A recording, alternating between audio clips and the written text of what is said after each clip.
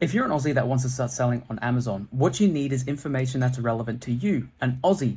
All the information that's been out there for years and years has been just for people in the US, just for US sellers. And it's been very hard for us as Aussies who want to get started on Amazon, want to make an extra bit of income, want to supplement their current income by selling on Amazon. It's very hard to get that information, right? It was also very hard for me when I first started selling on Amazon back in 2016. And what I had to do when Amazon finally launched here in Australia was take all my knowledge that I had from selling in the US and apply it to the Australian market. So I ended up moving my products over, becoming successful in the Australian market. Because not only did I want to keep things here in Australia, but it was very hard to compete with the really big sellers who had a lot of money over in the US. Now, back in 2018, while I was documenting my journey selling on Amazon here in Australia, I was getting a lot of questions of people who wanted to learn exactly what I was doing. Now, I ended up creating an educational opportunity for these people that were asking. Now, that was over 6 years ago, and since then, we've helped over 2,300 Aussies to get started selling on Amazon right here in Australia. Now, what I've done is I've taken the same blueprint that these Aussie sellers have used and I've put it into a complete starter pack,